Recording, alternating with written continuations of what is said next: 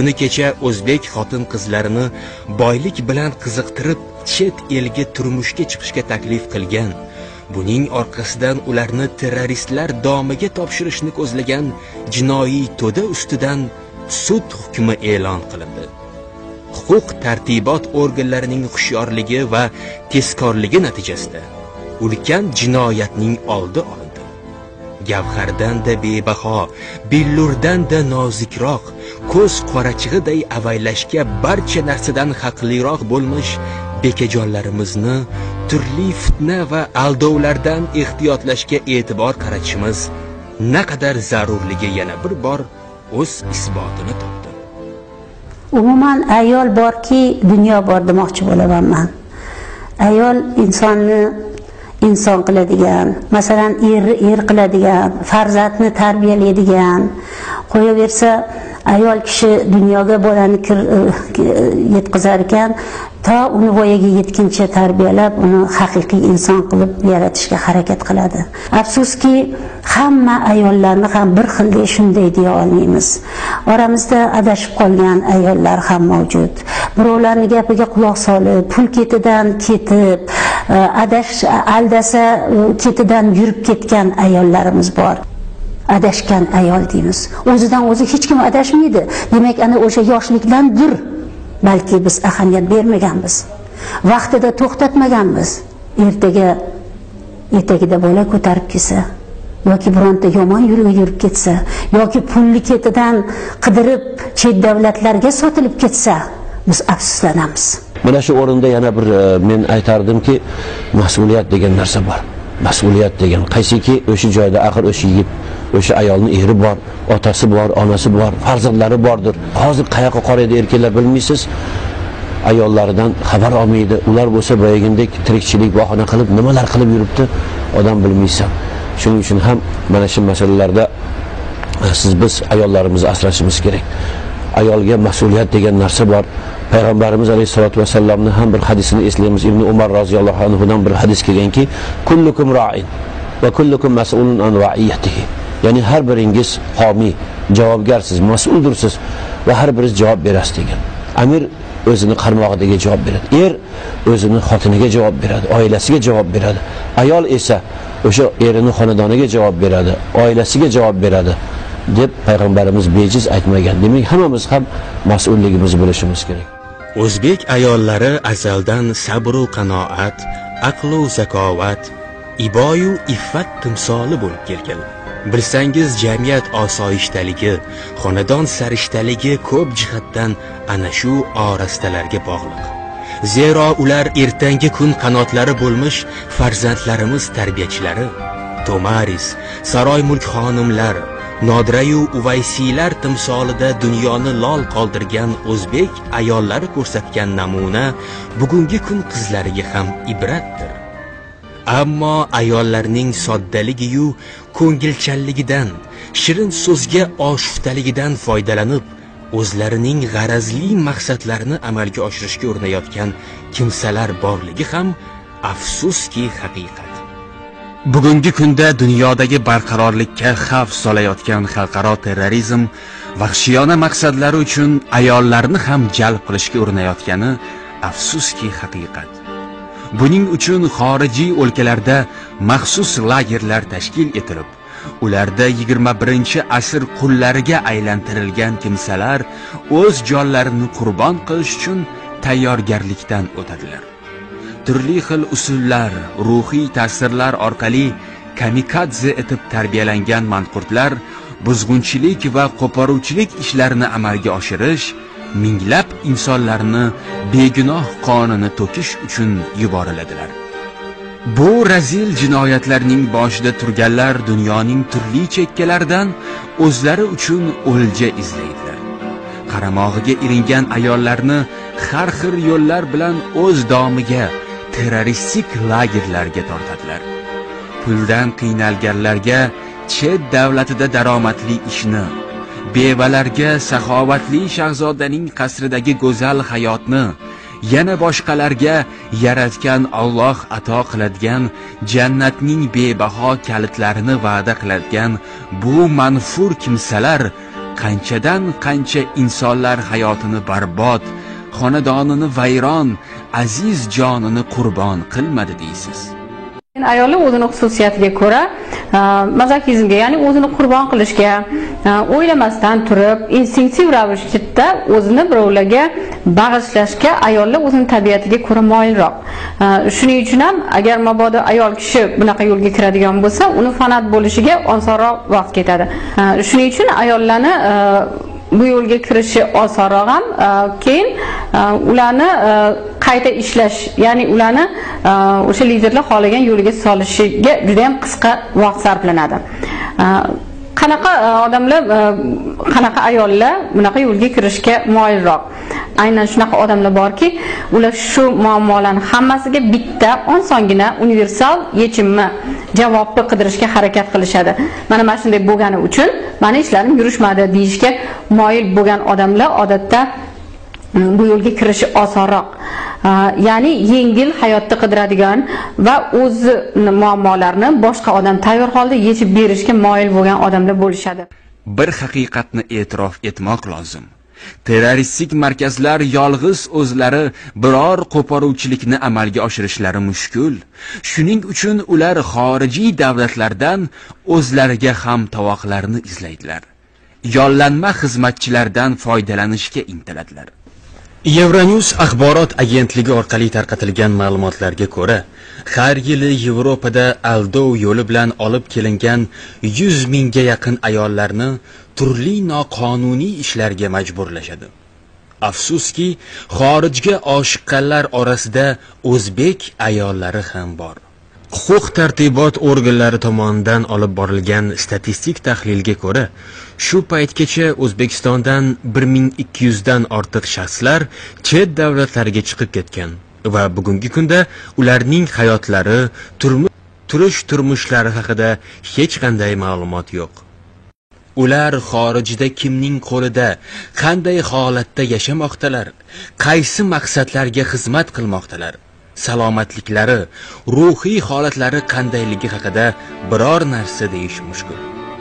Zero ko'pincha xorijga aldab olib ketilgan insonlarning pasport va turli hujjatlari olib qo'yilib, ular huquqsiz va qarovsiz ahvolga tushadilar va firibgarlarning qo'lida o'yinchoqqa aylanadilar. 2007-yilning yozida Pokiston Respublikasidan ana shunday yollovchi kimsalar O'zbekistonga keldilar. Ular o'zlarini tadbirkor ko'rsatib, asl maqsadlarini yashirishga urindilar. Asl niyatlari esa o'zbek ayollarini turli yo'llar bilan xorijiy terroristik lagerlarga tortish, ularni kamikadze etib tayyorlab, qo'poruvchilik maqsadlarida foydalanish uchun O'zbekistonga yoki boshqa davlatlarga yuborish edi. Ularning bu razil mo'ljallarida yordam beradigan hamtovoq ham topildi qoldi. Bu ishni Nodira Niyozova ismli ayol o'z zimmasiga oldi. Xo'sh, nima uchun aynan Nodira bunday razil ishga bosh qo'shdi degan savol tug'ilishi tabiiy.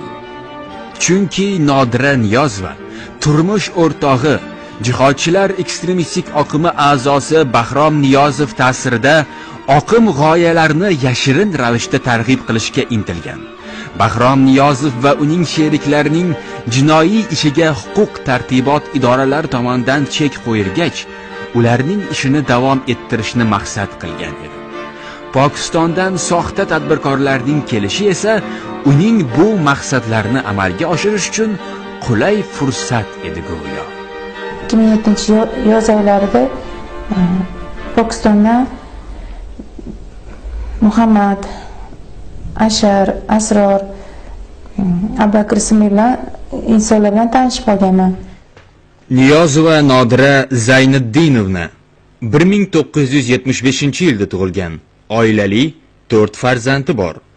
Jihodchilar ekstremistik oqimi a'zosi bo'lib, Pokiston Islom Respublikasidagi vatanfurushlar bilan hamkorlik qilib, oqimning g'arazli maqsadlarini amalga oshirishga intilgan. Alohida istirob bilan ta'kidlash joiz. Nodira Niyozova bilib turib, o'zbek ayollarini buzg'unchi kimsalar qo'liga topshirishni ko'zladi. Bunda turmush o'rtog'ining ozodlikdagi sheriklari, ayni damda qidiruvda bo'lgan shaxslarning elektron pochta vositasida internet orqali yuborgan tavsiyalariga amal qilishga harakat qildi. Achinarli jihati, Niyozova o'zining g'arazli maqsadlarini, mo'may pul topishga bo'lgan intilishini muqaddas tuyg'ular, islomiy tushunchalar bilan izohlashga urindi. Tuzog'iga ilingan ayollarni jihodchilar ekstremistik oqimiga da'vat qildi. Ularni davlat to'ntarishiga chaqiruvchi, insonlar o'rtasida adovatni qo'zg'atuvchi chaqiriqlar yozilgan, xorijdagi terroristik markazda tayyorlangan Uyg'on, katta zindon, tubanlikka emas cho'qqiga intil, aldanmang, murojaat, tog'utlar kabi videofilmlarni ko'rishga targ'ib etdi. Shunda menga bog'lanib, o'zbek ayollarini turmush qurish niyati borligini bildirib, ayollar qiynalgan musulmon ayollarni topib berishimni iltimos qilishgan. Shunda men rozi bo'lib, shunaqa moddiy jihatdan qiynalgan qizlarni, bevalarni, bolalarni qidirib, ular bilan tanishtirganman, uchrashtirganman. Shuni evaziga $1,500 atrofida pul berishgan menga. Shu faoliyatimdan qattiq pushaymondaman. O'zini dindor, taqvodor ko'rsatib, kishilarning ishonchiga kirib, ularga osmondagi vaqtni va'da qilgan Nodira ayollarni Pokiston Respublikasidan panoh topgan bir necha yurt sotqinlariga turmushga berish ilinjida ne ishlarni qilmadi deysiz. Axir o'z vatanini sotgan, o'z xalqidan voz kechgan odam yurtdoshlariga xiyonat qilmaydi, ayniqsa ayollarga shafqat qiladi deb kim kafolat beradi? 2008-yili yanvar oyida Nodira uyimga telefon qilib va shu pokistonlik tadbirkorlar Toshkentga kelganini, Sheraton mehmonxonasida tushishganini aytdilar. Shukurova Umida Nizomiddinovna 1971-yilda Toshkent shahrida tug'ilgan. Oilali, 4 farzandi bor. Nodira Niyozova uni g'arazli maqsadlar bilan chet el korxonasida ishlashga taklif qilgan. Keyin kelib gaplashing ish masalasida dedilar. Shunda men qizim Hilola bilan shu Sheratonga borib ular bilan uchrashdim. Bu qizim Hilolaga nazarim tashlab, keyin uzatasizmi qizingizni deb so'radi. Men ha uzataman, xudo xolisa deb aytdim. Keyinchalik bilsam, Nodira turli xil diniy terroristik shaxslar bilan aloqador ekan. Hamda u ularni o'ylanishi uchun qiz qidirib yurgan ekan. Men bilganimda, umuman bu ayol bilan gaplashishda tursa, so'rashmagan ham bo'lardim. Afsuski, kam bo'lsa ham bunday insonlar bor. Gandining bir so'zi bor. Dunyo bu katta oila deydi. Men shu oilaning a'zosiman deydi. Dunyoda bitta jinoyat bo'lsa, mening ham aybim bor deydi. Har birimizning aybimiz bor. Bolalarimiz, qizlarimiz o'rmonda o'smaydi. Bizi ichimizda, jamiyatimizda, bizi oilalarimizda, mahallalarimizda shakllanadi. Lekin biz shularga befarq bo'ldik. Menga nima dedik? Ana o'sha yerda biz loqaydlik qilib bo'shlikka yo'l qo'ydik. Bo'shlikka yo'l qo'yganimiz uchun u qizlarni boshqa bir kechirasizlar, shu so'zni ishlataman, g'alamislar yetaklab ketdi. Oilasidan, vatanidan, qolaversa or-nomusidan ustun qo'ydi ularga pul topishni. Birovni yo'ldan urish bu juda ham gunohi azim. Avvalo o'zing kimsan? Qanaqa senga haq huquq berilgan? Mana bu narsada ham bir o'ylab ko'rishimiz kerak. Mana mustaqilligimiz ilk yillarida yosh yigitlarimizni, farzandlarimizni, hali bir shakllanmagan yigitlarimizni o'sha turli oqim vakillari aldab yo'lda urdi, oqibatda qancha-qanchalari juvonmoy bo'lib ketishdi. Bilganlari bilmabman, men tushunmabman dedi. Mana keyingi mana bevosita bu mavzu o'sha ayollarni ham yo'ldan urish masalasida ham eng avvalo baraka topgan ayollar unga quloq solish kerak. Kim bilan gaplashyapti, u nima deyapti, maqsadi nima? Ularga quloq solish kerak. Kelsa kelmasan ayollarimiz unga quruq va'dalarga ishonib ketmaslik kerak. Savob qilaman deb gunoh qilib qo'ymayaptimikin? Aynan mana bugungi mana bu uchrashuv ko'rsatuvimiz ham aynan o'sha yolg'on aldovda domiga tushib qo'ygan ayollarimizni masalasi gapirilyapti. Qarang, u ayol qandaydir va'dalarni berib, unga qandaydir bir mo'may pullarni va'dasini berib, yo bo'lmasa senga bir turmush o'rtoq top beraman deb nimalarga olib ketyapti? Nimalarga olib boryapti? Bu masalada ayniqsa nafaqat shariat, umuman jamiyatga zid narsa bu narsa. Nimalarga olib keladi? Oqibat nima bo'ladi? Demak, mana shu masalada ham eng avvalo bu oldaganlarning oqibati eng avvalo Allohning oldida javob berishi, xalqning oldida javob berishi bo'lsa, qolaversa bu aldanganlarni ham bir o'ylab ko'rishga men chaqirardimki, nima qilyapsan, kim bilan gaplashyapsan, qayerga chiqib ketyapsan? Axir o'sha yurting, shu vataning, mana shu sening zamining, bunga qarashing kerak. Ayol deganda ko'z o'ngimizda beixtiyor ona siymosi gavdalanadi. Xasta bo'lsak tunlari boshimiz uzra mijja qoqmay chiqqan volidamiz, 40 ga chiqsang ham bolamsan degan aziz onamiz siymosi. O'zbek onalari farzandlariga mehribonlik bobida dunyoga o'rnak bo'larlik. O'zbek onalari buxoriylar, farg'oniylar, xorazmiylar tarbiyachilari. Farzandi jigarbandini sen deb emas, sizlab chaqirgan aynan ular. Afsuski ana shu ulug' nomga dog' tushiruvchilar ham uchrab turadi ba'zan. Dar haqiqat, ayol avvalo ona, vafodor yor, mehribon singil, oila ko'rki, ko'z quvonchi, dil oroyishi. Muqaddas dinimizda ham ayollar avvalo oilaviy burchlarini ado qilish zarurligi ta'kidlangan. Ibodatini o'z vaqtida ado qilib, oilasiga sadoqatli bo'lganlar uchun jannat va'da qilingan. Ammo afsuski, bugungi yurtdoshlarimiz orasida asosiy vazifasini unutib, turli oqimlarga da'vat qilish bilan shug'ullangan ayollar ham uchrab turibdi. 2006-yil yoz oylarida turmush o'rtog'im Hamidov Sobir bilan oilaviy sharoitimizga ko'ra ajrashib ketganman. Keyin farzandlarim bilan birga Niyoz va Nodiram uyiga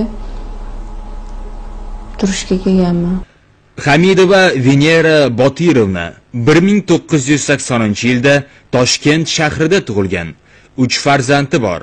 Nodira Niyozova uni jihodchilar ekstremistik oqimiga da'vat qilgan va chet elga turmushga chiqishga taklif qilgan. Ular bizga dastlab yordam sifatida 100 AQSh dollari miqdorida pul bergan. Keyinchalik bilishimcha Pokistonga olib o'sha ketayotgan qizlarni shahid bo'lishga tayyorlashliklarini bildim. O'sha shahidlikka da'vat qilishlarini bilib qoldim. Allohga shukr, mustaqil diyorimizda tinchlik va osoyishtalik hukm surmoqda. Davlatimiz siyosati ozod va obod hayot, erkin va farovon turmush qurishga qaratilgan. Ammo shunga qaramay, yengil turmushga intilgan, Xudo bergan rizq nasibaga qanoat qilmay, xorijga oson yo'l bilan boylik orttirish ilinjida oshiqqanlar safida opa-singillarimiz ham borligi o'zbek ayoli ba'zida nopok maqsadlarning, turli makr hiylalarning qurboniga aylanayotgani achinarlidir. Ayniqsa bunday aldovlarni muqaddas tushunchalar, islomiy tuyg'ular bahonasida amalga oshirishga harakat bo'layotgani tashvishli. 2007-yilda Sharqshunoslik institutini podgotovka tayyorlov kursida o'qishga keldim. Nodira opani kvartirasiga kelib joylashdim. Rahmonova Dilbar Abdulatipovna 1989-yilda Toshkent viloyatida tug'ilgan. Nodira Niyozova uni chet elga turmushga berish bahonasida o'zining pinhona maqsadini amalga oshirmoqchi bo'lgan. Anaqa kimani ham rasmda so'rashdi. Keyin Nodira opa keyin kompyuterlarida anaqa internet orqali men rasmni jo'natishdi. Ularga ham qilishibdi, yoqtirishibdi. Keyin ular meni telefonimni Nodir opa berdi Muhammadga. Keyin Muhammad aytdiki, "Anaqa bizda inglizcha gaplashishadi, Pokiston tilini tushuna olmaysiz" deb menga $300 pul yubordi. Ingliz tilini o'rganing dedi. Nazarimizda bir haqiqatni barcha yaxshi anglamog'i zarur. Chet davlatda, xorijiy o'lkada tekinga mol dunyo tarqataman deb bizni hech kim poylayotgani yo'q. Bekorga mushuk ham oftobga chiqmaydi deyishadi. Shunday ekan, fuqarolarimizni, ayniqsa ayollarimizni adashtirish uchun, ulardan nopok maqsadlarda foydalanish uchun bepul kvartira, yengil mashina, mol-u davlat va'da qilayotganlar nodonlar emas, aksincha kimnidir ahmoq qilib, uning orqasidan mo'may daromad ko'zlayotganlar xolos. Mana shunday aldovlarga uchraganlardan biri Toshkent shahri bosh imomining xotin-qizlar masalalari bo'yicha yordamchisi Ozoda Otin To'laganovadir. Bosh imom yordamchisi haqida aldangan deyotganimizga siz hayron bo'layotgandirsiz. Axir ayol qizlar ma'rifati bo'yicha mas'ul kishi ham aldanishi mumkinmi? Boshqalarni noto'g'ri yo'llardan qaytarish zimmasida bo'lgan inson o'zi yanglishdim deb bo'yin qisib tursa, Toshkent shahri ayollarni hidoyat yo'liga boshlashi lozim bo'lgan shaxs o'zi zalolatga, adashgan kimsalar yo'liga kirib tursa, buni qanday izohlash mumkin? Ayib Ozoda Otindami yoki uni shu mas'ul lavozimga tayin qilganlardamikin? Zero ayol adashsa, uning yaqinlari ham adashadi. Ayol yanglishsa, atrofdagilar ham aziyat chekadi. Bugun Nodira Niyozova bilan yaqindan tanish bo'lgan, uning nopok maqsadlarini anglamagan insonlar ham tashvishda. Nodira qo'shnim bo'lganligi uchun uni yaxshi tanirdim. Karimova Shahlo G'iyosovna 1963-yilda Toshkent shahrida tug'ilgan. Nodira Niyozova unga saqlab berishni iltimos qilib topshirgan tasmada jihodchilar ekstremistik oqimi da'vatlari bo'lgan. Opa, mana bu paketni olib qo'ying, hech kimga ko'rsatmasdan uyingizga olib kirib qo'ying deb qo'limga salafan paketni berdi. Bu disklarni nimaligini bexabar edim. Militsiya xodimlari uni ochib birgalikda tekshirib ko'rsak, jihod qilingan disklar ekan. Endi men bu disklarni olganimdan judayam pushaymonman. Men bu disklarni uyimga qo'yib qo'yganimdan judayam pushaymonman. Hech kim mendagi adashmasin, boshqa qilmasin, bunaqa yomon yo'lga kirmasin. Xayriyat, barchasi barham topdi. Huquq tartibot organlarining tezkor harakatlari natijasida ulkan jinoyatning oldi olindi.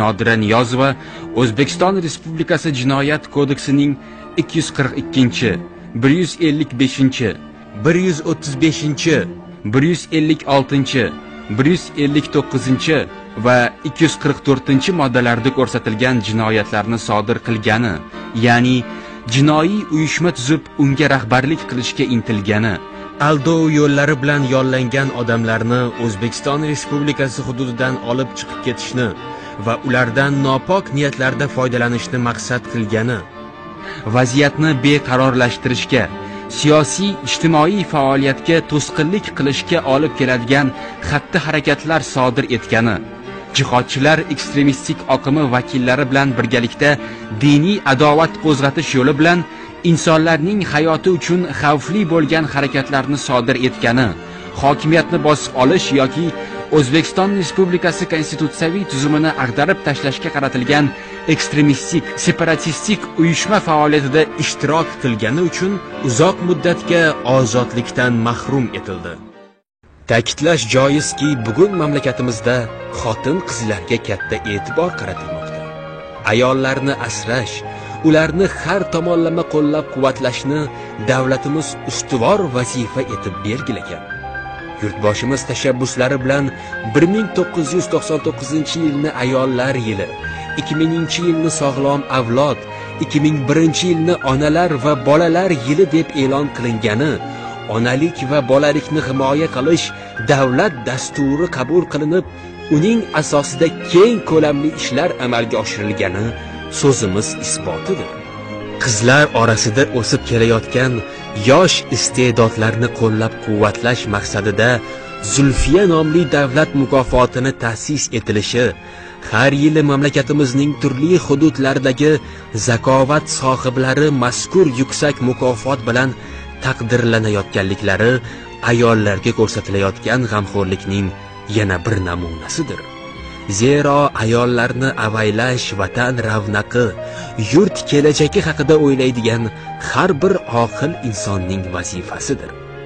Toki ona bo'lib mehribonlik qilayotgan, opa-singil bo'lib dilimizni quvontirayotgan, vafodor yor bo'lib xonadonimizga fayz kiritayotgan, farzandlarimiz istiqbolimiz egalarini tarbiyalayotgan munis ayollarimizga gard yuqmasin, dard yetmasin. Qalbimiz qo'ri bo'lgan billurlarimiz aslo dars ketmasin. Shuning uchun bugungi ko'rsatuvda meni nazarimda har bitta ona xulosa chiqazib, oilada tarbiyalayotgan, boqayotgan qiziga, o'g'liga, qo'yin qo'shnisining qiziga, mahalladoshiga sen O'zbekistonning farzandisan. O'zbekistonni yaxshi tomonlaring bilan ko'rsatgin. Adashmagin. Birov yetaklab ketsa, oldiga tushib ketmagin. Shuning uchun ne hasrat bilan, ne umid bilan, ne niyatlar bilan boqqan farzandlarimiz bizning nomimizga dod tushirmasin. Bizni boshimizni egmasin. Qolaversa o'qituvchisini, ustozini, mahallasini, vatanini boshini egmasin. Shuning uchun har bitta bolani voyaga yetkazish ota-onaning burchi. Albatta bu burchni oxirigacha yetkazish har bitta insonning asosiy vazifasidan biri deb bilaman. Shuning uchun ham mas'uliyat, ya'ni shu ayolga mas'ul erda mas'ul vazifasini bilish kerak, er vazifasini. Ayolga demak o'sha ota-ona qayerga qarayapti, bularni ham qarashimiz kerak. Endi bo'ldi. Bizga unaqa bir atrofdan kelib tashviqot, targ'ibot qiladiganlar, qandaydir bir va'dalarga olib kirib ketib, ularni demak noto'g'ri yo'llarga olib kirib qo'yadiganlarga biz quloq olmasligimiz kerak. Biz o'zimiz yo'limizni topib olganimiz, dini diyonatda to'g'ri yo'ldamiz. Mazhabimiz Imom Azam rahmatullohi alayhi mazhabi asosida. Bunga bizga o'rgatishga o'rin yo'q. Faqat bizlarni shu osoyishtaligimiz, ittamizni ko'ra olmayotgan kuchlarni o'zi boshqa hech narsa emas. Yana aytamiz, inson hayotga bir keladi. Shuning uchun ayniqsa ayol, bu ona eng avvalo, bu demak bu tabar zot. Bu narsada biz ogoh bo'lib, eng avvalo shu qaramog'imizdagi ayollarimizni, qizlarimizni tarbiyasida ogoh bo'lishimiz kerak. Samoda oy ma'yuslanib yig'lasin mayli, tunda yulduzlar yig'lasin mayli, tongda shabnamlar yig'lasin mayli, ayol yig'lamasin dunyoda. Tuyg'ular sinadi chil-chil o'shal kun, armonlar ko'payar tinmay o'shal kun, bog'lar xazon bo'lar o'shal kun, ayol yig'lamasin dunyoda. Ayolni ko'z yoshin to'ktirma hayot, ko'nglini ham sira cho'ktirma hayot, ko'rgan kunlarini eslatma hayot, ayol yig'lamasin dunyoda. Men shu she'rni axtardim doim, men uni topdim bugun xudoyim. Bo'lmasin desangiz insonlar xoin, ayol yig'lamasin dunyoda.